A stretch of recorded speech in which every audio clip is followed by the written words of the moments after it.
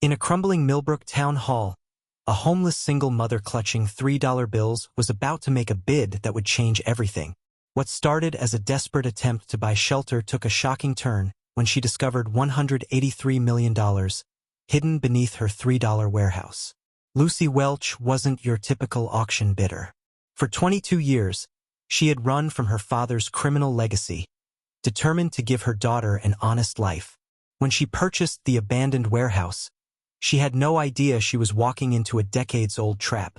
Lucy's discovery would force an impossible choice between survival and integrity, one that would haunt Millbrook forever.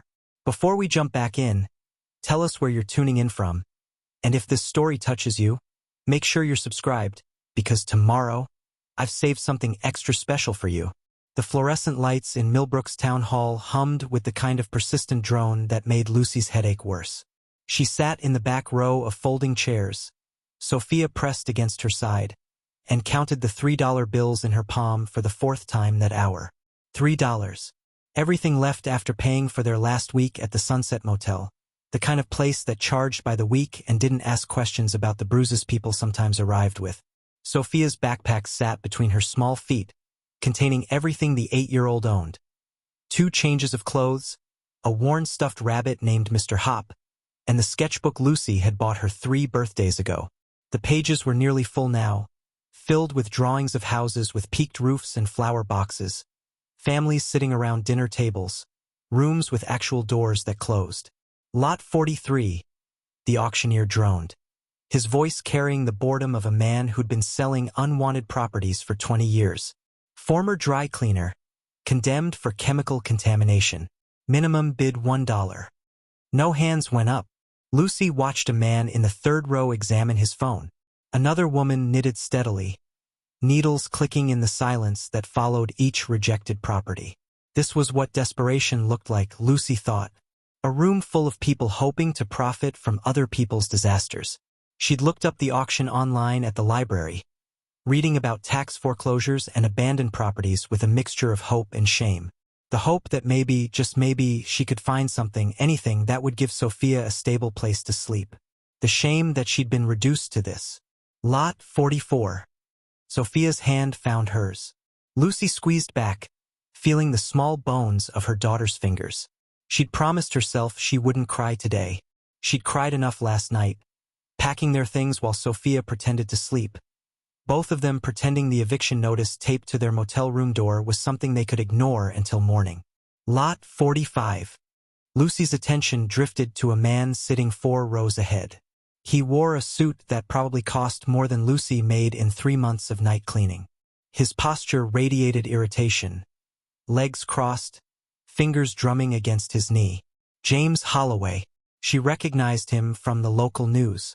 City councilman, developer, the kind of man who talked about urban renewal and revitalization, while bulldozing neighborhoods where people like Lucy used to afford to live. Lot 46. Mama, Sophia whispered, her voice barely audible. Can we get something to eat after? Lucy had half a sandwich in her purse. She'd saved it from the gas station yesterday, wrapping it carefully in napkins. After, she promised, though she wasn't sure what came after. The shelter had a waiting list. Sister Grace at St. Catherine's had been kind, but even kindness had limits when beds were full. Lot 47. The auctioneer announced, shuffling his papers. Abandoned warehouse, Industrial Avenue. Approximately 15,000 square feet. Property has back taxes, structural concerns, and rumored environmental issues. Sold as is, no inspections, no warranties. Minimum bid $1. Lucy's hand moved before her brain caught up. The auctioneer's eyes found hers in the back row, his eyebrows rising slightly. $1 to the lady in the back. Holloway turned in his seat. His gaze swept over Lucy, taking in her thrift store coat, Sophia's patched sneakers. The desperation Lucy knew must be written across her face. Something flickered in his expression. Annoyance. $2, called a man near the front, sounding bored. Lucy's heart hammered. She had $3. $3 between her family and sleeping in her car again, if the car didn't get repossessed first. $3 that might buy them dinner or might buy them What? A condemned warehouse? A roof with holes? A floor that might collapse? But it was a roof. It was property. It was something that belonged to her, even if that something was broken. $3, Lucy said, her voice stronger than she felt. The room went quiet. Even the knitting woman's needles stilled. The auctioneer waited. $3 going once. Lucy watched Holloway's jaw tighten. He started to raise his hand, then caught himself. Whatever he'd been planning to do with that warehouse, outbidding a homeless woman in a public auction wasn't the optics he wanted. Going twice. Sophia's hand tightened in hers. Sold. To the lady in the back for $3. The gavel came down with a crack that echoed through Lucy's chest. She'd just spent everything she had. She owned property now. She was a homeowner. She was terrified. The warehouse looked worse in person than it had in the auction listing photos. Lucy stood in front of the rusted chain-link fence as Sophia pressed against her side, both of them staring at the hulking structure. Broken windows gaped like missing teeth. Graffiti covered the lower walls in layers of spray paint, tags and symbols Lucy didn't understand. The parking lot was cracked concrete overtaken by weeds that pushed through every fissure. "It's big," Sophia said, her voice carefully neutral in that way that broke Lucy's heart. "It's ours," Lucy replied, trying to inject confidence she didn't feel. The key they'd given her at the town hall felt heavy in her pocket. She'd signed papers she barely understood, her hand shaking as she wrote her name over and over. The clerk had looked at her with something that might have been pity or judgment. Lucy had stopped trying to tell the difference years ago. They'd stopped at the dollar store on the way, Lucy using the last of the change in her car's cup holder to buy a broom, garbage bags, and a can of air freshener. Now, standing in front of the warehouse with the November wind cutting through her coat, she wondered if she'd made the biggest mistake of her life. "Come on," she told Sophia, forcing brightness into her voice. "Let's see what we've got." The main door's padlock was rusted but functional. Lucy's cold fingers fumbled with the key 3 times before it finally turned. The door shrieked open on protesting hinges, releasing air that smelled of rust, mildew, and abandonment. Inside, the space stretched into shadows. Afternoon light filtered through the broken windows high above, creating shafts of illumination that revealed dust motes floating in the still air. The concrete floor was stained with oil and chemicals from whatever industry had once operated here. Metal shelving units lined one wall, empty and listing. Pigeons had nested in the rafters. Their droppings whitewashed the beams. But the ceiling was mostly intact. 3 walls looked solid. And in the far corner, away from the broken windows and bird nests, there was a space about 10 feet square that looked possible. "That's where we'll sleep," Lucy said, pointing. "We'll clean it up real nice." Sophia nodded, already moving toward the corner with Mr. Hop clutched under one arm. Lucy watched her daughter's small figure cross the vast empty space and felt something crack in her chest. This was what she'd come to, bringing her child to sleep in an abandoned warehouse. But it was theirs. No one could evict them.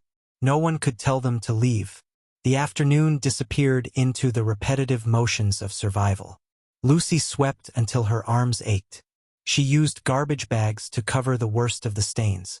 She found a relatively clean section of floor and laid down the blankets from their car, creating a nest of sorts in the corner. Sophia drew pictures, her crayons moving steadily across paper, as she created yet another version of the home that existed only in her imagination. As the sun set, the warehouse transformed. Shadows pooled in corners. The broken windows became eyes watching from above. Lucy had a flashlight, one of the few things she'd managed to keep from their old life, but she used it sparingly, conscious that batteries cost money she didn't have. They ate the gas station sandwich, splitting it carefully. Sophia didn't complain that it was cold or that the bread had gone slightly stale. She never complained. That might have been the worst part, that her 8-year-old daughter had learned not to expect better. "Tell me about the paralegal classes," Sophia said as they settled onto their makeshift bed. This was their ritual, the story Lucy told when things got hard. "Well," Lucy began, pulling Sophia close, "I'm learning about contracts and legal research. And when I finish, I'll get a job at a law firm. A real job with an office and everything. And we'll have an apartment? A nice one, with your own room, and a kitchen where we can cook real meals. And Mr. Hop gets his own bed? The fanciest bed a rabbit ever had. Sophia giggled, the sound achingly precious in the warehouse's vastness. Lucy held her daughter as the temperature dropped, as the November night crept through the broken windows and settled into their bones. She'd get through this. She'd find a way. She always did. She must have dozed off, because she woke to darkness and the sound of dripping water. The flashlight was beside her, and Sophia was asleep, her breathing steady and warm against Lucy's side. The dripping sound came from somewhere deeper in the warehouse. Probably a leak in the roof, she thought. She should find it, put a bucket under it before water damage got worse. Lucy carefully extracted herself from Sophia's embrace, tucking the blankets tighter around her daughter. She picked up the flashlight and moved into the darkness, following the sound. Not dripping, she realized as she got closer. Running, like water flowing through pipes. The sound led her toward the back wall, near the loading dock area. Lucy swept the flashlight beam across the floor, looking for the source. There, a section of concrete that looked different. Newer, maybe, or patched. She stepped closer to examine it. The floor gave way beneath her feet. Lucy's scream caught in her throat as she fell, arms flailing. The flashlight flew from her hand, its beam spiraling wildly. She landed hard, pain exploding through her hip and shoulder. For a moment, she couldn't breathe, couldn't think, could only lie in the darkness and catalog injuries. Nothing broken, she decided after a moment. Bruised, definitely. Scared out of her mind, absolutely. But not broken. The flashlight had landed a few feet away, still working. Lucy crawled toward it, her hands scraping against rough concrete. As she reached for the light, her fingers brushed against something else. Something metal. She grabbed the flashlight and pointed it at what she'd touched. A door. Not just any door, a reinforced steel door set into a concrete frame.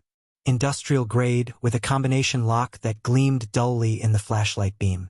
The kind of door you didn't install unless you had something worth protecting. Lucy's breath came fast and shallow as she played the light around the space where she'd fallen. It wasn't a collapse. It was a hole, edges deliberately broken away to reveal what lay beneath. The concrete floor of the warehouse was actually a cap, sealed over this underground space. Over this door.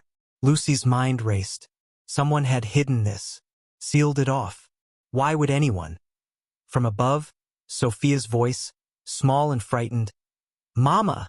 I'm okay. Baby?" Lucy called back, forcing steadiness into her voice. "Mama fell through a hole, but I'm okay. Stay right where you are. I'm coming back up." But Lucy didn't move immediately. She stared at the door, at its heavy lock, at the deliberate concealment. The warehouse had cost $3 because no one wanted it. Or because no one else knew what was underneath it. The combination lock had 6 digits. Lucy's flashlight beam caught scratches around the dial. Someone had opened this door, and recently enough that the scratches were still bright against the aged metal. She should climb out. She should get Sophia and leave and maybe call. Who? The police? And tell them what? That she'd found a locked door under a building she just bought for $3? "Mama? Are you coming?" "Yes, baby. Just a minute." Lucy touched the door one more time, her fingers tracing the cold steel. Tomorrow. She'd deal with this tomorrow. Tonight, Sophia needed her. She found handholds in the rough concrete and pulled herself up, every muscle protesting. When she emerged from the hole, Sophia was standing at the edge. Mr. Hop clutched tight, tears streaming down her face. "It's okay," Lucy said, pulling her daughter into her arms. "Mama's okay, just a little fall." But as she held Sophia, as she rocked her daughter and whispered reassurances, Lucy's mind stayed fixed on that door in the darkness below. On the lock that someone had used recently. On the question of what could be hidden under an abandoned warehouse that no one wanted. On the uncomfortable certainty that her $3 purchase had just become infinitely more complicated. Lucy's hand trembled on the flashlight as Sophia's breathing finally steadied into sleep. The warehouse settled around them with creaks and groans. But Lucy's mind stayed fixed on what lay beneath the broken floor. She should sleep. She should forget about it until morning. She should do 1,000 things that weren't what she was about to do.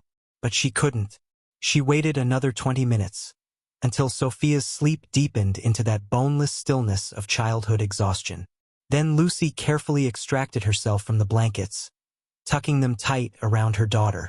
She picked up the flashlight and moved silently across the warehouse floor, back toward the hole. The descent was easier the second time, knowing where the handholds were.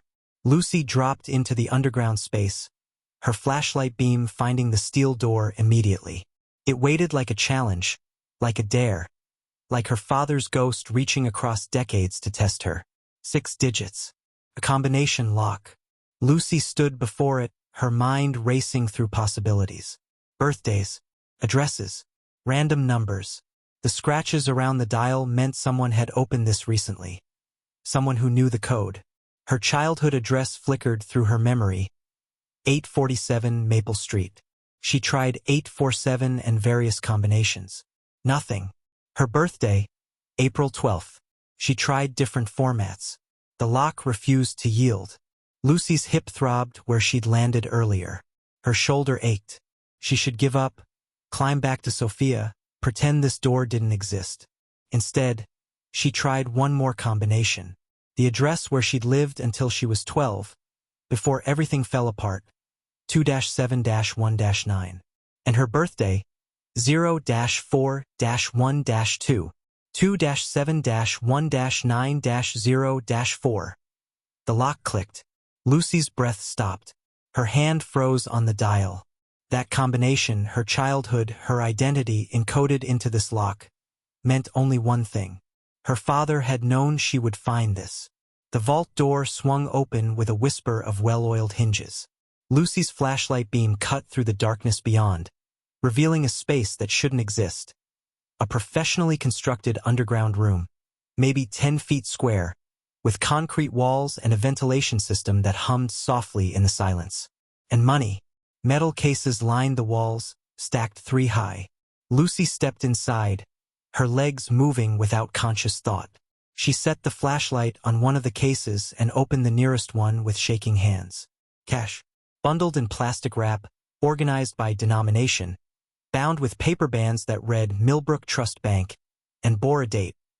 October 15th, 1998. Lucy's vision swam. She knew that date. Every child in Millbrook knew that date. The heist that had paralyzed a security guard, stolen over $200 million, and destroyed her father's life, and hers along with it. She opened another case. More cash. Another. The same. Her hands moved faster, panic rising in her chest as she confirmed what her mind already knew. This wasn't just money. Preparing and narrating this story took us a lot of time. So if you are enjoying it, subscribe to our channel. It means a lot to us. Now back to the story. This was evidence. This was her father's greatest crime, hidden beneath a warehouse she just purchased for $3. Lucy's breath came in short gasps. The room tilted. She braced herself against a stack of cases, and that's when she saw it. A weathered manila envelope propped against the wall. Her name written across it in handwriting she recognized even after 22 years. Lucy. Her father's handwriting. Distinctive, careful, the way he'd helped her with homework before everything went to hell. Lucy's hands shook as she picked up the envelope. Inside, a single sheet of paper, the ink slightly faded but still readable. My Lucy, if you're reading this, then I'm gone and you found what I left for you. I know you hate me. I know what my choices cost you. But this money, it was always meant to be yours. Your security, your future, your chance at the life I couldn't give you. I'm sorry for everything. I'm sorry I wasn't stronger. I'm sorry I left you alone. The combination was always you. Everything was always you. Dad. Lucy's stomach lurched. She stumbled out of the vault and vomited in the corner, her body rejecting the impossible reality. When she could breathe again, she crawled back to the flashlight, her vision blurred with tears and terror. $183 million. That's what the news reports had said was never recovered.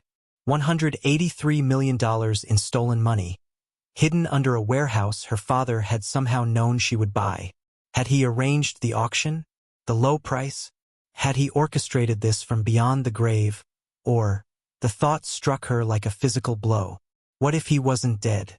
What if the prison death 9 years ago had been staged? What if he was out there somewhere, watching, waiting to see what she would do?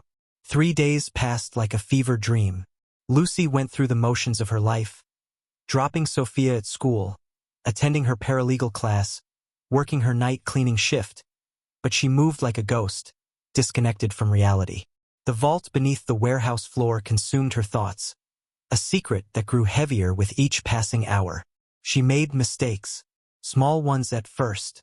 In class, Professor Whitmore asked about contract law and Lucy stared blankly, the question not even registering until her classmate nudged her. At Sophia's school, she forgot to pack lunch and had to scrape together coins for the cafeteria. At work, she cleaned the same office twice and left another untouched. "You feeling all right?" her supervisor asked, concern creasing his weathered face. "Fine," Lucy lied. "Just tired." But tired didn't begin to cover it. She lay awake each night beside Sophia, staring at the warehouse ceiling, her mind churning through impossible calculations. That money could change everything.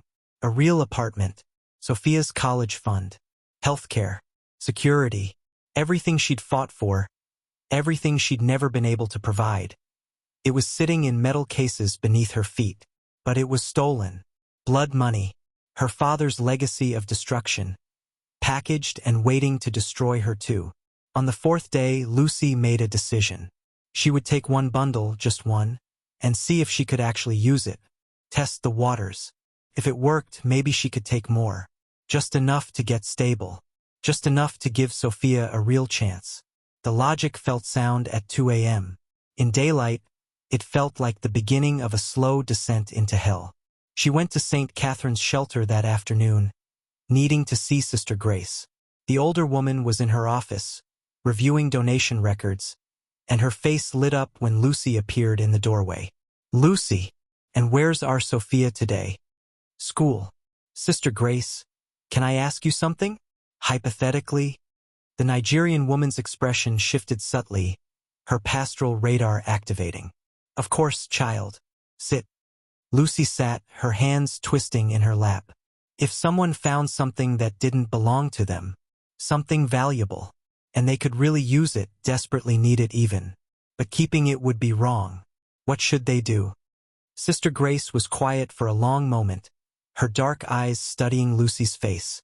This hypothetical person, did they steal this valuable thing? No, they just found it. And they know who it belongs to? Lucy hesitated. It's complicated. It always is. Sister Grace leaned back in her chair. "You know, I lost my daughter 12 years ago, Amara. She was 17, working at a convenience store to help pay for college. 3 men came in with guns. They took $340 from the register and Amara's life." Lucy's throat tightened. "Sister Grace, those men," Sister Grace continued, her voice steady but weighted with old pain, "they needed that money. One had a sick child. Another was being evicted. I learned this at their trial. Their needs were real. Their desperation was real." She met Lucy's eyes. "But my Amara is still dead. And no amount of need justifies what they took from this world when they pulled those triggers." The words landed like stones in Lucy's chest. "I'm not talking about hurting anyone. Aren't you?" Sister Grace's voice was gentle but unyielding. "Every choice creates ripples, Lucy. You know this. You've lived it." Lucy left the shelter feeling worse than when she'd arrived. She picked up Sophia from school and they walked to the public library, where Lucy had started meeting with Raymond Torres once a week. Her former public defender had become something close to a friend, one of the few people who'd seen her at her lowest and never judged. Raymond was waiting at their usual table, a stack of legal textbooks beside him. He'd been helping Lucy study pro bono because he believed in second chances. Or maybe because he was as disillusioned with the system as she was. "You look terrible," he said by way of greeting. Thanks. I mean it. What's going on? Lucy glanced at Sophia, who'd already pulled out her sketchbook and was lost in her imaginary world. She leaned closer to Raymond, lowering her voice. Hypothetically, if someone found property that was stolen years ago, what would happen to them if they kept it? Raymond's expression sharpened. Hypothetically, yes. Possession of stolen property. Even if you didn't steal it yourself, possessing it knowingly is a crime. Federal crime if the amount is significant. He studied her face. Lucy, what did you find? Nothing. Just curious. For class. Bullshit. But Raymond didn't push. Instead, he leaned back, his voice dropping even lower. Hypothetically, the law doesn't care about your intentions. It doesn't care if you're desperate or if keeping that property would change your life. All it cares about is that you knew it was stolen and you kept it anyway. You'd be charged. You'd likely go to prison. And Sophia. He didn't finish the sentence. He didn't have to. Lucy felt the trap closing around her. Keep the money, go to prison. Report the money, face questions about why she waited, probably still go to prison. Do nothing, and let the fear eat her alive while dangerous people closed in. Because someone else had to know about the money. Her father's partners. The people he'd betrayed. They had to be looking. That night, Lucy made another decision. She took one bundle of cash, $10,000 in $100 bills, and went to her bank the next morning. The bank teller's expression didn't change when Lucy slid $800 bills across the counter. Professional smile. Practiced efficiency. But Lucy saw her eyes flicker, a moment of assessment of calculation. I'd like to deposit this into my account, Lucy said, her voice steadier than her hands. Of course. The teller began processing the transaction, her fingers flying across the keyboard. Just give me one moment. Lucy waited, hyper-aware of every second. The fluorescent lights hummed overhead. An elderly man argued with another teller about a fee. A child whined for a lollipop from the bowl on the counter. Everything was normal. Everything was fine. The teller handed her a receipt. All set. Have a wonderful day. Lucy left the bank feeling like she'd crossed an invisible line. The money was in her account now. Real. Usable. She could pay the overdue electric bill. Buy Sophia new shoes. Get groceries without counting every dollar. She didn't know that the transaction had already been flagged. That any cash deposit over $300 automatically generated a currency transaction report. That somewhere in a federal database, her name had just been tagged for review. She didn't know that in a field office 200 miles away, FBI Special Agent Marcus Brennan was reviewing routine CTR reports when the name Lucy Welch made him pause. Welch. The name tugged at his memory. Marcus pulled up his case files, scrolling through decades of cold cases until he found it. The Millbrook Trust Bank heist, 1998. Victor Ruiz, mastermind. And his daughter, Lucy Welch. She'd taken her mother's maiden name after the arrest. Marcus cross-referenced the property records. Lucy Welch had purchased a warehouse in Millbrook 5 days ago. For $3. He leaned back in his chair, pieces clicking together. Victor's daughter buys a property for nothing. Days later, she's depositing cash. The warehouse was in the industrial district, exactly where Victor had connections before the heist. Marcus picked up his phone. Time to visit Millbrook. 200 miles in the other direction. In a dingy motel outside Philadelphia, Deacon Walsh stared at the text message on his burner phone. Warehouse on Industrial Avenue sold to Lucy Welch. Victor's kid. Deacon's hands clenched into fists. 20 years in prison. And Victor had never told him where he'd hidden the money. 20 years of loyalty, of keeping his mouth shut. And that bastard had betrayed him. Then supposedly died in prison, taking the secret to his grave. But if Victor's daughter had bought that specific warehouse? Deacon grabbed his jacket. Time to have a conversation with little Lucy Welch. Time to collect what was owed. In Millbrook, James Holloway reviewed the private investigator's report with growing interest. Lucy Welch, the woman who'd stolen his warehouse for $3, had been observed entering the building at odd hours, staying inside for extended periods. Acting. According to the investigator, suspicious. Holloway tapped his pen against the desk. Something was in that warehouse. Something worth investigating. He made a call. Lucy knew something was wrong the moment she opened the warehouse door. The air felt different, disturbed, violated. She'd left Sophia with Sister Grace for the afternoon, claiming she needed to clean the warehouse more thoroughly. Really, she'd needed to check on the vault, to convince herself it was all real and not some desperate hallucination born of exhaustion and desperation. But someone had been here. Her makeshift living area in the corner looked undisturbed. But Lucy had learned to read spaces during her years of instability. A box moved 3 inches. Dust patterns disrupted. The faint smell of cigarette smoke where there shouldn't be any. Then she saw it. Pinned to the wall with a hunting knife was a photograph. Old, creased, the colors faded. Lucy at age 11, gap-toothed and grinning, sitting on her father's shoulders. She remembered the day. The county fair, cotton candy and carousel rides. 3 months before the arrest that ended her childhood. Below the photo, a phone number written in black marker.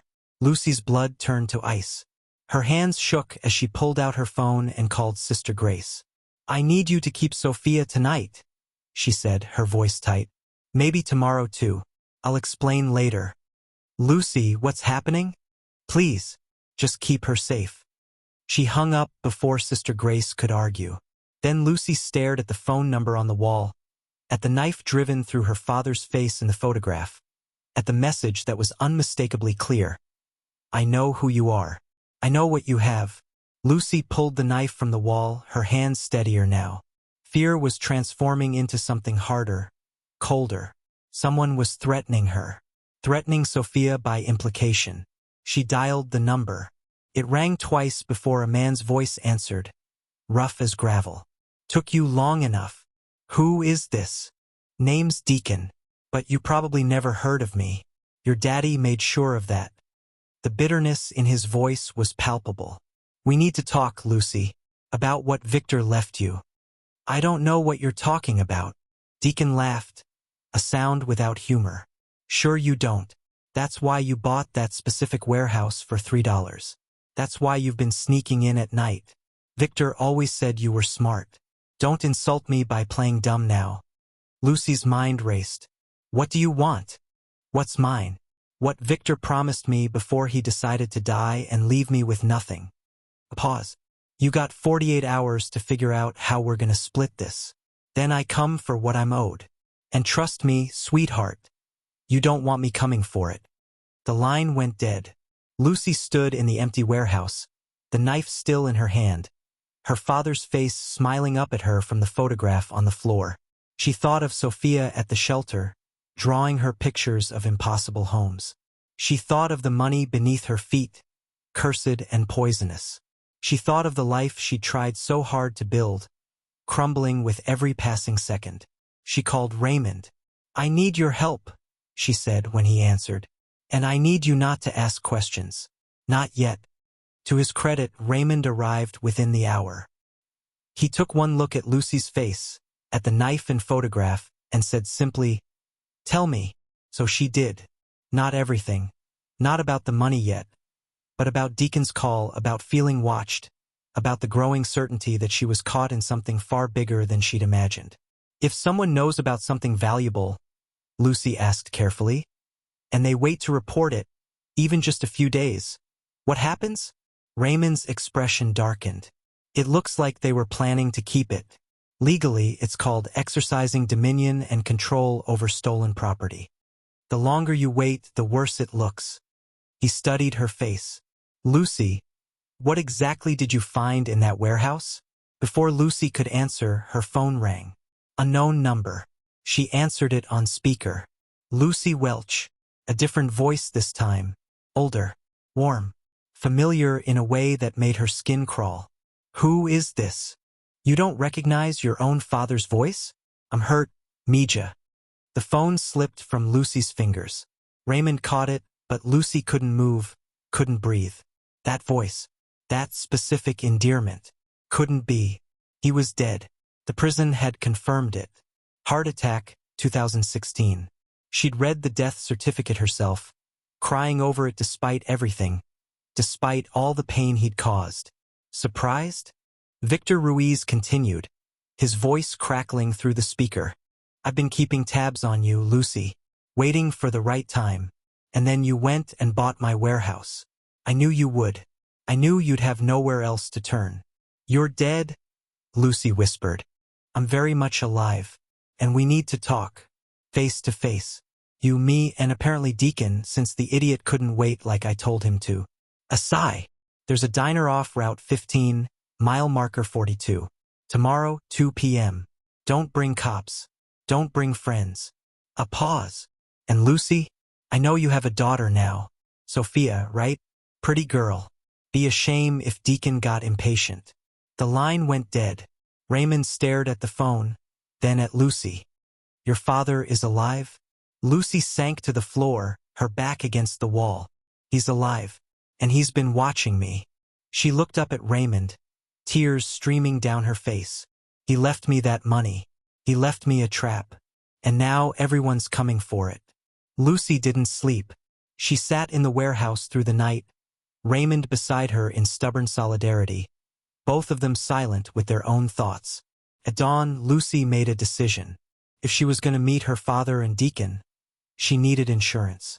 She set up her phone on a makeshift tripod, a stack of cinder blocks, and recorded a video confession.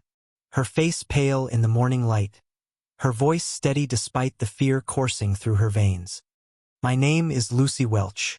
5 days ago, I purchased a warehouse at 847 Industrial Avenue in Millbrook, Pennsylvania. On my first night there, I discovered a hidden vault containing approximately $183 million in cash from the 1998 Millbrook Trust Bank heist. The vault was left by my father, Victor Ruiz, who I believed was dead. I'm recording this because I'm about to meet with dangerous people, and if something happens to me, someone needs to know the truth. The money is real. I didn't steal it, and I don't want it. She set the video to send to the FBI field office in 2 hours unless she manually stopped it. Then she and Raymond drove to the diner. The Route 15 diner was exactly the kind of place where bad things happened. Isolated, half-empty even at lunch, with parking lot cameras that probably hadn't worked in years.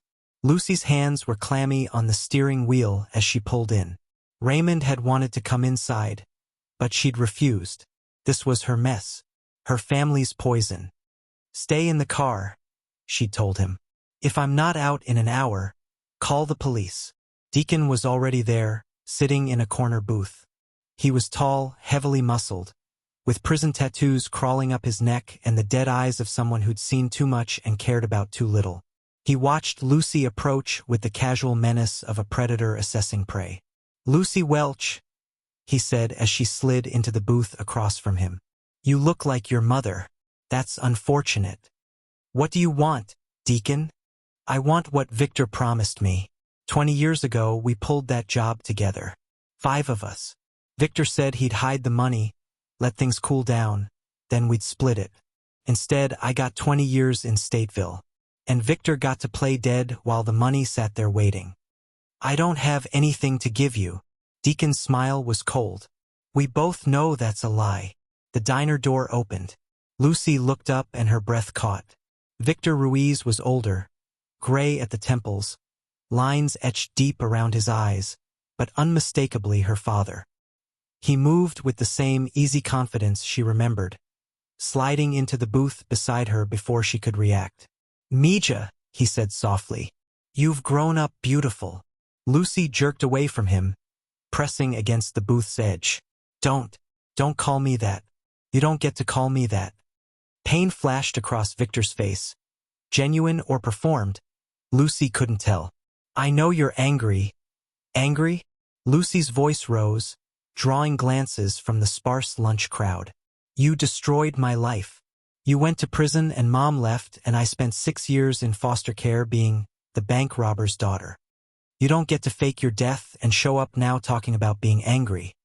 I did it for you, Victor insisted. All of it. The money was supposed to give us a better life. Give you opportunities. By shooting a security guard? By stealing money that didn't belong to you? Touching, Deacon interrupted. Real heartwarming.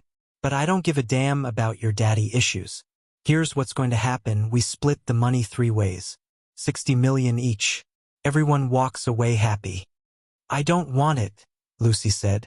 Both men stared at her. I don't want any of it, Lucy repeated, her voice stronger now. It's stolen. It's blood money. And I won't become you. She looked directly at Victor. Either of you. Victor's expression shifted, hurt giving way to something harder. You think you're better than me? You think your desperation is somehow more noble?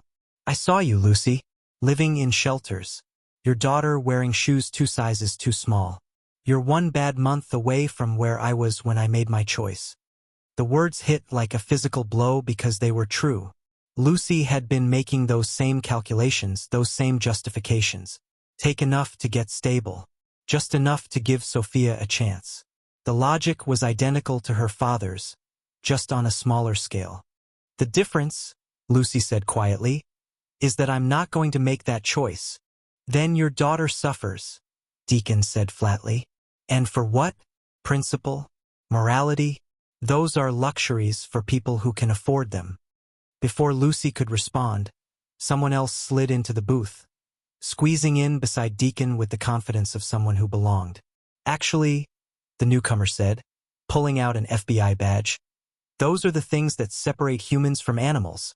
Marcus Brennan looked tired but determined, his eyes moving between the 3 of them with the assessment of someone trained to read criminals. Victor Ruiz, Deacon Walsh, and Lucy Welch. This is quite the family reunion. Deacon's hand moved toward his jacket, but Marcus was faster. Don't. There are 3 agents outside and you're already on parole. You really want to add assaulting a federal officer? Deacon's hand stilled. Marcus looked at Lucy, his expression softening slightly. Ms. Welch, I think you and I need to talk. Alone. Victor reached for Lucy's arm. Don't say anything without a lawyer. Don't touch her, Marcus said, his voice hard. You've done enough damage. Lucy stood on shaking legs. She looked down at her father. This man who'd shaped her life through his absence, who'd tried to gift her his criminal legacy like it was something precious. I'm not you, she said again. I won't ever be you. She walked out with Marcus, leaving her father and Deacon in the booth. Outside, Raymond was standing by the car, relief flooding his face when he saw her. Ms. Welch, Marcus said gently, I know about the money. I've known since you made that deposit. And I think you know you're in serious trouble. But I also think. He paused, choosing his words carefully. I think you're not like them, and I'd like to help you prove that. Lucy looked back at the diner, at the life she could have chosen. The easy money, the justified theft, the slow descent into becoming exactly what her father was. Then she looked at Marcus. Okay, she whispered. Let's talk. They didn't go far, just to Marcus's bureau car parked 3 spaces down. Raymond insisted on coming, and Marcus didn't object. Lucy sat in the back seat, feeling like a suspect even though Marcus hadn't arrested her. Not yet, anyway. Before we start, Marcus said, turning to face her. You should know that Deacon Walsh is being detained for violating his parole by leaving the state. Your father will be harder. He's been legally dead for 9 years, which complicates things. But he's not walking out of that diner a free man. Lucy nodded numbly. Her father was being arrested. Again, the cycle continuing like it always would. Now, Marcus continued, his voice gentler, I need you to be completely honest with me. When did you find the money? Lucy glanced at Raymond, who gave a slight nod. She'd already made her choice at the diner. Time to see it through. The first night, I fell through the floor and found the vault door. It opened with a combination, my childhood address and birthday. Her voice cracked. He left me a letter, said it was always meant for me. And you didn't report it. No, you took some of it. $800, deposited at First National Bank. Lucy's stomach twisted. Of course he knew. Yes, I was going to. She stopped, shook her head. I don't know what I was going to do. I was terrified and desperate and I couldn't think straight. Marcus was quiet for a moment, studying her face. I believe you. Lucy's head snapped up. What? I believe you didn't know about the money before buying that warehouse. I believe your father set this up as some twisted gift. And I believe you've been struggling with what to do since you found it. He leaned forward. But here's your problem, Ms. Welch. My superiors won't care about any of that. You possessed stolen property for nearly a week. You used some of it. Legally, that's enough to charge you. So arrest me, Lucy said, her voice hollow. Take Sophia away. Put me in prison like my father. Complete the cycle. I don't want to do that.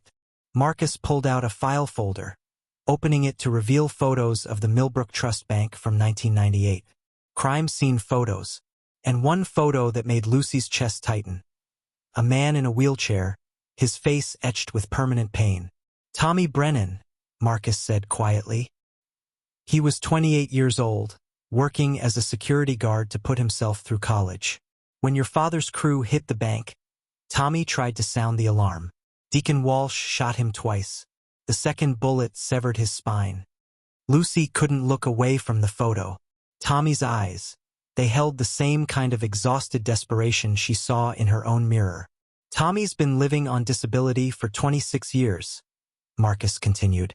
His wife left him. His career died that day. And he spent more than 2 decades wondering why his life was worth $200 million to people who already had options he never did. Tears streamed down Lucy's face. I didn't know. I mean, I knew someone got hurt, but I never made it real, Marcus finished. That's what distance does.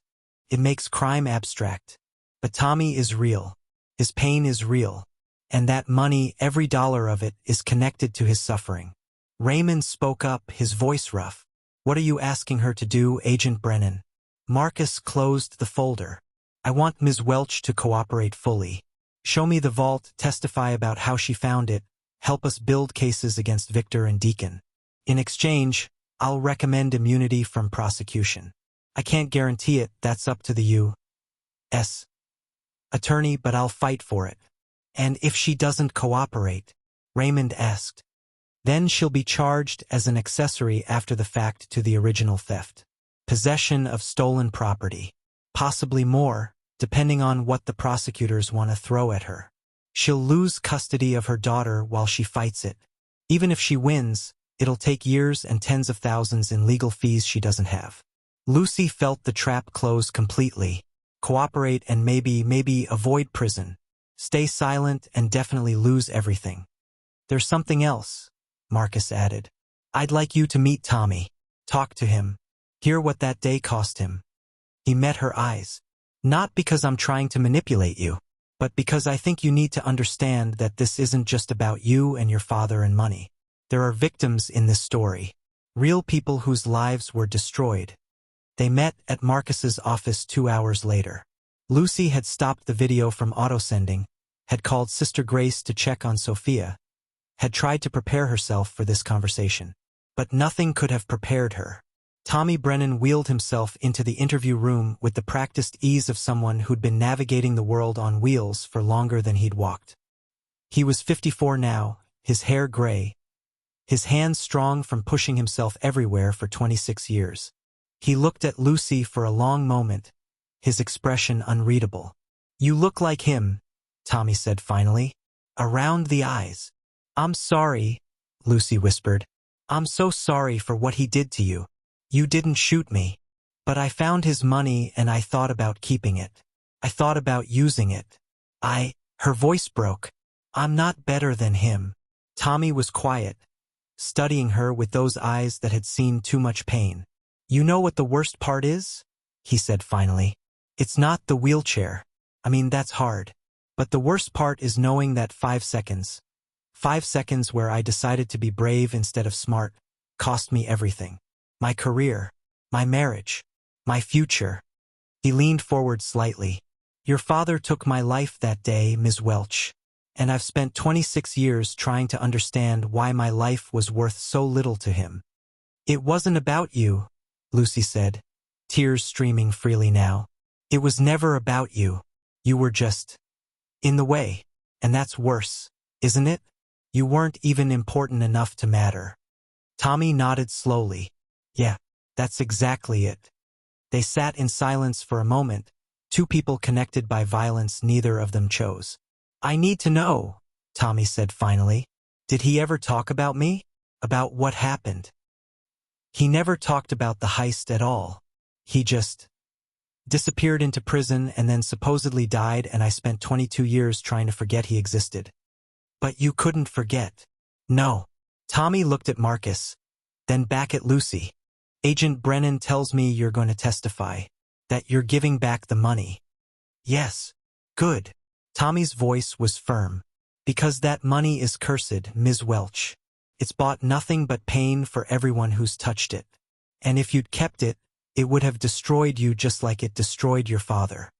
The warehouse vault was opened officially at 6:47 a.m. on a gray Thursday morning, exactly 9 days after Lucy had purchased the property for $3. FBI forensic teams swarmed the building, documenting everything with methodical precision. Lucy stood to the side with Marcus, watching strangers catalog her father's legacy. $183,412,000. The lead forensic accountant announced after 3 hours of counting. Minus the $800 Ms. Welch deposited, which we've already recovered from her account. Marcus nodded, making notes.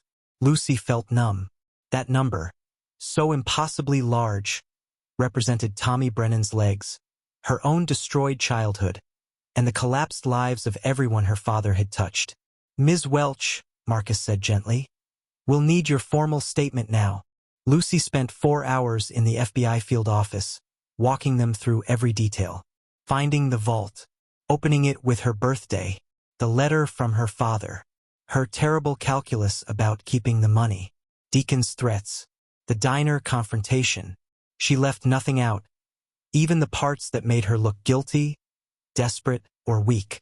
Raymond sat beside her the entire time, occasionally interjecting legal clarifications, but mostly just being a steady presence.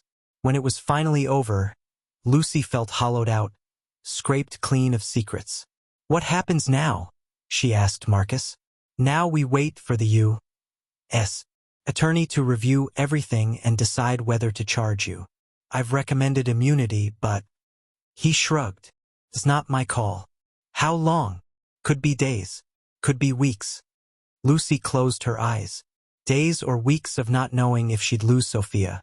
Days or weeks of living in limbo while lawyers decided her fate. In the meantime, Marcus continued, you should probably find somewhere else to stay. The warehouse is a crime scene now. It'll be sealed for weeks, maybe months. Of course. Lucy had been so focused on the moral weight of the money that she'd forgotten the practical reality. She was homeless again. The story broke that afternoon. Local news first, then national. Homeless mother discovers $183 million in stolen bank heist money, screamed the headlines. By evening, Lucy's face was everywhere. The photo they'd taken at the courthouse when she'd purchased the warehouse, looking exhausted and desperate and poor. The media attention was instant and brutal. Some outlets painted her as heroic. Single mother does the right thing, returns fortune. Others were skeptical. Woman who found stolen millions claims innocence. The comment sections were vicious, split between people who thought she was noble and people who thought she was an idiot. Lucy tried not to read them. She lasted about an hour before the morbid curiosity became overwhelming. She kept it for over a week? She's guilty. Easy to return money when the FBI is watching. She would have kept it otherwise. This is what poverty does to people. Can't blame her for being tempted. Her father was a criminal. Apple doesn't fall far from the tree. That last one hurt the most because Lucy had spent her entire life terrified it was true. The media circus brought other complications. By Friday morning, 3 things happened that Lucy hadn't anticipated. First, her ex-partner, Jake Morales, appeared. Lucy was staying temporarily at St. Catherine's shelter. Sister Grace had bent the rules to give her and Sophia a private room. When the front desk called up, "There's a man here demanding to see you. Says he's Sophia's father." Lucy's blood went cold. She hadn't seen Jake in 3 years, Not since he'd been arrested for the domestic violence incident that had finally given her the courage to leave. Not since he'd framed her for drug possession in retaliation. Charges that had eventually been dropped but had cost her 6 months of hell and Raymond's legal fees she'd never fully repaid. She went downstairs to find Jake in the lobby, looking almost exactly as she remembered. Handsome in a dangerous way, with the charming smile that had fooled her for too long. "Lucy," he said, spreading his arms like they were old friends. "Saw you on the news. Quite the story.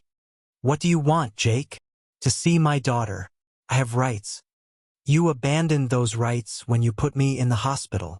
His smile didn't waver. "That was never proven. And I've been sober 3 years now. Got a job, got my life together. I want to be part of Sophia's life." Lucy's hands clenched into fists. "No. I don't think that's your decision anymore. You're about to be arrested, Lucy. Everyone knows it.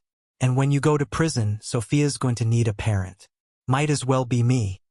Sister Grace appeared at Lucy's elbow, her presence a wall of protective fury. "You need to leave. Now." Jake held up his hands in mock surrender. "I'll leave, but you haven't seen the last of me.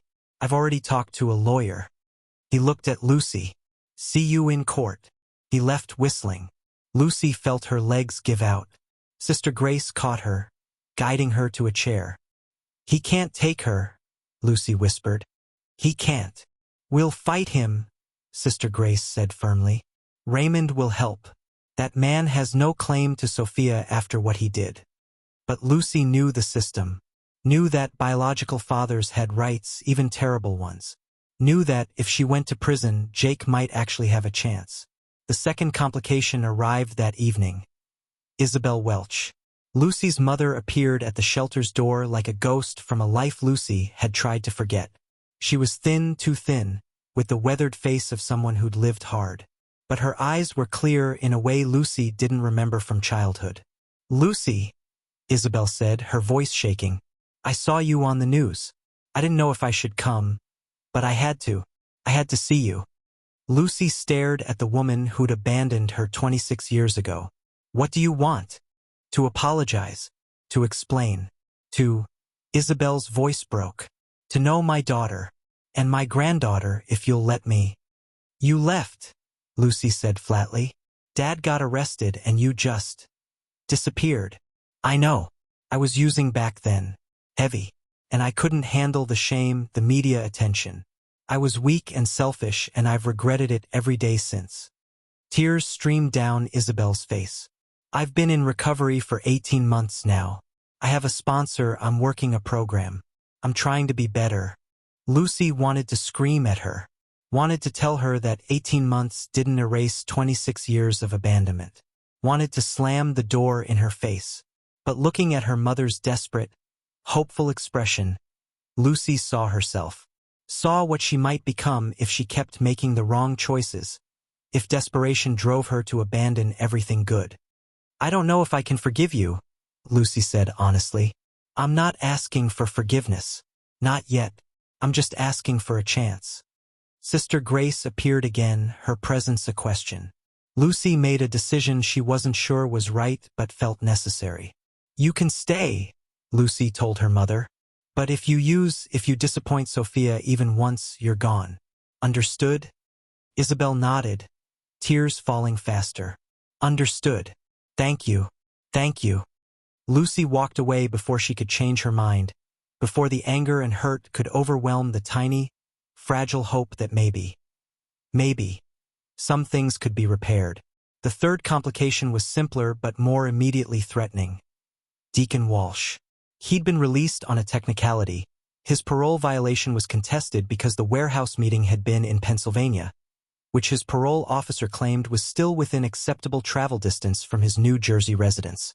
It was a legal fiction, but it had worked. The threatening letter arrived at the shelter on Saturday morning, addressed to Lucy in handwriting that made her skin crawl. "You think turning everything over to the FBI makes you safe? You think cooperating makes you noble? You took away my last chance at having something in this life. Victor betrayed me, and now his daughter finishes the job. There are consequences for that. For you. For your little girl. Lucy showed it to Marcus immediately. He had the letter analyzed, posted agents near the shelter, tried to locate Deacon. But the man had vanished into whatever holes criminals disappeared into when they wanted to avoid surveillance.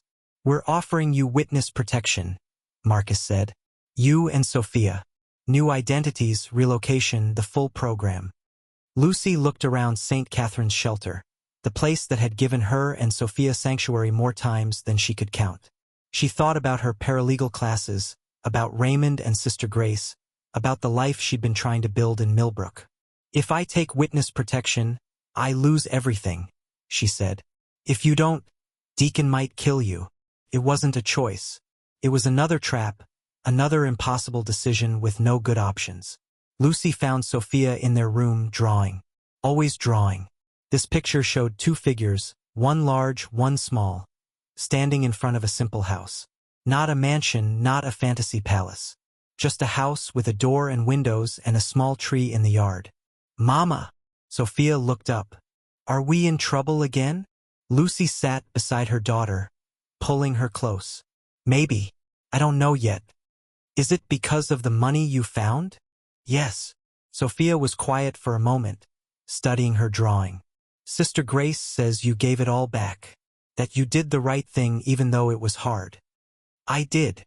"Then why are we still in trouble?" It was the question Lucy had been asking herself. She'd done the right thing. She'd cooperated. She'd told the truth. And she was still facing charges, still hunted by Deacon, still at risk of losing everything. "Because sometimes," Lucy said carefully, "doing the right thing doesn't fix everything. Sometimes it just means you can look at yourself in the mirror." Sophia nodded like this made sense to her 8-year-old logic. "I'm glad you gave it back. I don't want money that makes people sad." Lucy kissed the top of her daughter's head, breathing in the scent of cheap shampoo and innocence. "Me neither, baby." The preliminary hearing happened on Tuesday. Lucy stood before a judge while prosecutors argued about whether there was sufficient evidence to charge her with possession of stolen property. Raymond presented her cooperation, Marcus's testimony, Tommy Brennan's statement supporting her. The judge listened to everything, then looked directly at Lucy. "Ms. Welch, I'm not going to pretend your situation isn't complicated. You made poor choices after discovering that money. But you also ultimately did the right thing. And you've cooperated fully with law enforcement." She paused. "I'm ruling that charges will not be filed at this time, provided you continue to cooperate with the ongoing investigation into Victor Ruiz and Deacon Walsh." Lucy's knees went weak. No charges. She wasn't going to prison. "However," the judge continued, "I'm also ordering a family court evaluation regarding your fitness as a parent, given your recent instability and the domestic violence history with Mr. Morales." The relief evaporated. Jake's petition had made it into the system. Outside the courthouse, cameras and reporters swarmed. Lucy pushed through them, Raymond running interference until they reached his car. "We'll fight the custody evaluation," Raymond promised. "Jake has no case. His history of violence alone. But what if they decide Sophia needs stability?" Lucy interrupted. "What if living in a shelter and being connected to a bank heist makes me look unfit?" Raymond had no answer. That night, Lucy lay beside Sophia in their shelter room and stared at the ceiling. She'd done everything right, returned the money, told the truth, cooperated fully. And her reward was continued chaos, continued uncertainty, continued fear. But when Sophia rolled over in her sleep and threw an arm across Lucy's chest, when Lucy felt the steady rhythm of her daughter's breathing, she understood something fundamental. This was enough. Not wealth, not security, not certainty. Just this moment, this connection, this fierce love that had driven every choice she'd made.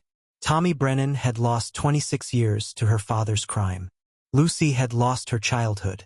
But Sophia still had a chance at something better. And Lucy would fight for that chance with everything she had, even if the fight never ended. The money was gone. The secrets were revealed. And Lucy Welch was still standing, still breathing, still fighting. It would have to be enough. Sophia didn't come home from school on Wednesday. Lucy was waiting at the pickup area, standing among the other parents as the dismissal bell rang. Children poured out of the building in their usual chaotic stream. Backpacks bouncing, voices overlapping, energy released after hours of enforced stillness. But no Sophia. Lucy's heart began to hammer. She pushed through the crowd to the main office, her voice tight with rising panic. "My daughter, Sophia Welch, 2nd grade, Mrs. Patterson's class. She hasn't come out." The secretary checked her computer, frowning. Mrs. Patterson noted that Sophia was picked up early today. "Let me see. Someone signed her out at 1:15 p.m. "I didn't pick her up." The secretary's frown deepened. "It says here." She turned the screen so Lucy could see. The signature was illegible, but the name printed above it made Lucy's blood turn to ice. "Emergency contact. Jake Morales, father." Jake must have added himself to the school records when he'd filed the custody petition. And the school, following protocol, had let him take her. Lucy's phone buzzed. A text from an unknown number. "You should have kept the money. Now you have nothing. Not even your daughter. Come to the warehouse. Alone. Where Sophia learns what real fear feels like." Not Jake. Deacon. Lucy's vision tunneled. She stumbled out of the school, dialing Marcus with shaking fingers. "He has Sophia. Deacon has my daughter." Marcus's response was immediate and professional, his training overriding any sympathy. "Where are you?" "The school. He took her from school. He's demanding I meet him at the warehouse." "Don't go. We'll handle this. I'm mobilizing a team now. He said to come alone or he'll hurt her." "Lucy, listen to me very carefully. Deacon Walsh spent 20 years in prison. He's desperate, violent, and has nothing to lose. If you go there alone, he'll kill you both. Let us handle this." But Lucy was already running to her car. "He wants me, not her. I can trade myself." "That's not how hostage situations work." Lucy hung up and drove, her hands white-knuckled on the wheel, her mind filled with images of Sophia terrified and alone with a man who saw her as nothing more than leverage. The warehouse looked exactly as it had 9 days ago when this nightmare began. Desolate, abandoned, surrounded by the industrial decay of Millbrook's forgotten district. Lucy's car was the only one in the parking lot, though she knew Marcus would be mobilizing agents. She just had to keep Deacon talking until they arrived. She pushed open the door she'd first entered as a desperate homeless woman. Now she entered as something else, a mother willing to die for her child. "Sophia," Lucy called into the darkness. "She's here." Deacon's voice came from the back of the warehouse, where the vault had been. "Come see." Lucy walked slowly, her eyes adjusting to the dim light. Deacon sat on an overturned crate near the hole where the vault door had been, now sealed with FBI evidence tape. Sophia was beside him, duct tape across her mouth, her eyes wide with fear but alive, conscious, unharmed. Relief flooded through Lucy so intensely she nearly collapsed. "Let her go," Lucy said, keeping her voice steady. "I'm here. You wanted me, you have me." Deacon stood, and Lucy saw the gun in his hand. Not pointed at Sophia, pointed at nothing, just held casually like an extension of his arm. "You know what's funny? Victor spent 20 years in prison and faked his own death, all to protect that money. And his daughter just gives it away in a week. Hands it over to the FBI like it's nothing. It was nothing. It was stolen. It belonged to me." Deacon's voice cracked. "To me and the 4 other guys who risked everything while Victor played mastermind. 20 years I lost. 20 years of my life in a cage because Victor said we'd all be rich after. And then he betrays us, hides the money, and leaves us to rot." "He betrayed everyone," Lucy said quietly. "That's what my father does. He destroys things." Deacon laughed bitterly. "At least you understand. But understanding doesn't give me back my life. Does it? Doesn't give me back the years. The only thing that would have made it worthwhile was that money. And you," he pointed the gun at Lucy now, "you took that away. I'm sorry." And Lucy meant it. She was sorry for Tommy Brennan's legs, for Deacon's wasted years, for her own destroyed childhood. sorry for all the victims her father had created in his wake. I'm sorry my father did this to you, but Sophia had nothing to do with it. She's 8 years old. Let her go. Why? What do I have left to lose? Prison?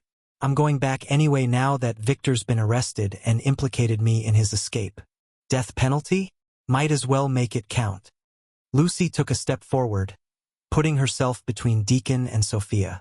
Then shoot me. Let her go and shoot me. That's what you want, isn't it?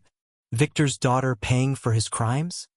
Something flickered in Deacon's eyes, recognition, maybe, of his own twisted logic reflected back at him. For a moment, Lucy thought he might actually do it. Then Sophia made a sound behind the tape. A small, frightened whimper that cut through the standoff like a knife. Deacon looked at the little girl, really looked at her for the first time.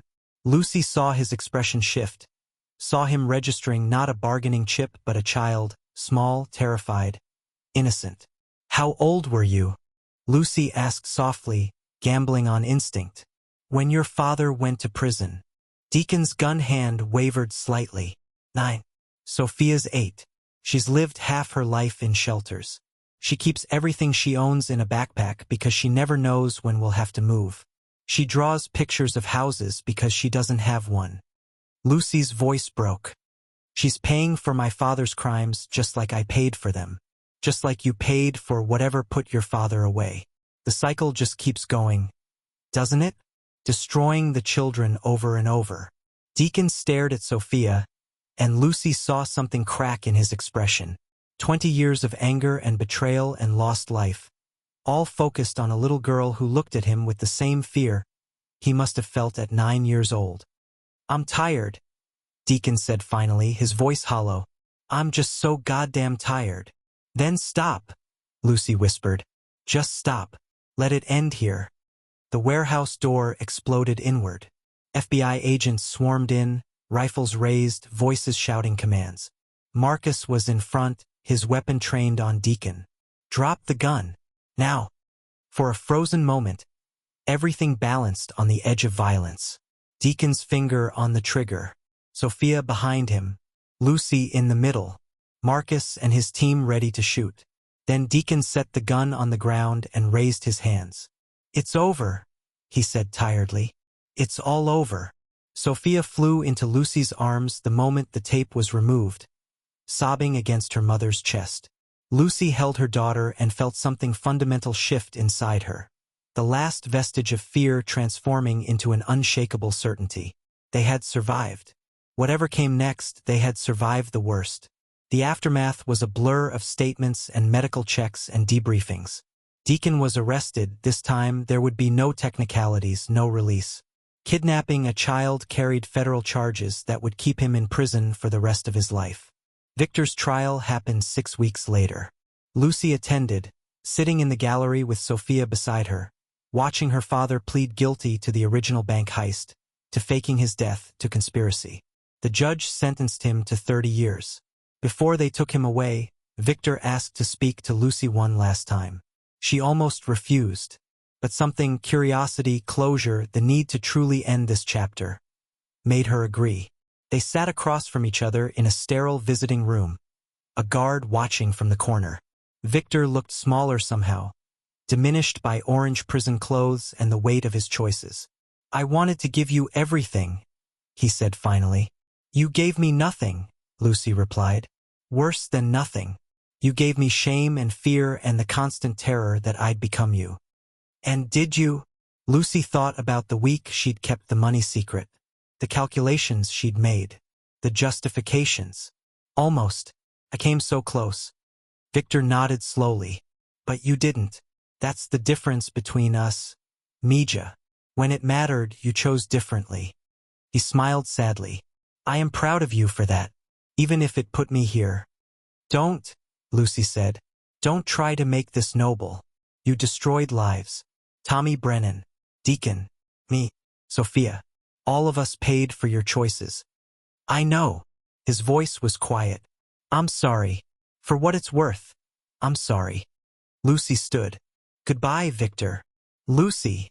He reached toward her, chains rattling. Will you bring Sophia to visit? Someday, Lucy looked at her father, at the man who'd shaped her life through his absence and his crimes. "No," she said finally. "The cycle ends here. Sophia gets to be free of this. Free of you." She walked out without looking back. 3 months later, a check arrived from Millbrook Trust Bank's insurance company. $500,000, a reward for reporting the stolen money and cooperating with the investigation. Not the fortune her father had left her, but money earned honestly, cleanly. Lucy used it carefully. A modest apartment, 2 bedrooms, nothing fancy, but stable and clean. Sophia's college fund, completion of her paralegal certification. And with Tommy Brennan's endorsement, the man's grace still overwhelmed her. A job at a small law firm specializing in family cases. The first morning in their new apartment, Sophia stood in her own room. Her own room with a door that closed and walls painted the soft yellow she'd chosen, and cried happy tears. Lucy held her daughter and thought about cycles and choices and the difference between her father's path and her own. Spring came to Millbrook with unexpected gentleness.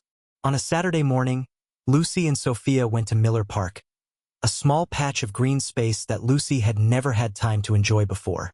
They brought a kite, red and yellow with long ribbon tails, purchased from the dollar store with Sophia's allowance money. The kite climbed into the clear blue sky, dancing on the wind. Sophia laughed, running across the grass, her hair streaming behind her. Lucy watched her daughter and felt something she'd almost forgotten. Peace. Not security, that was still fragile, still uncertain. But peace with her choices, with herself. "Mama," Sophia called. "Are we finally home?" Lucy looked around at the park, at the modest apartment building visible beyond the trees, at the life they'd built not from stolen money but from honest struggle. She thought about Tommy Brennan, who'd lost so much and still found the grace to forgive. About Raymond and Sister Grace, who'd stood by her when she had nothing. About Marcus, who'd seen her humanity even while investigating her crimes.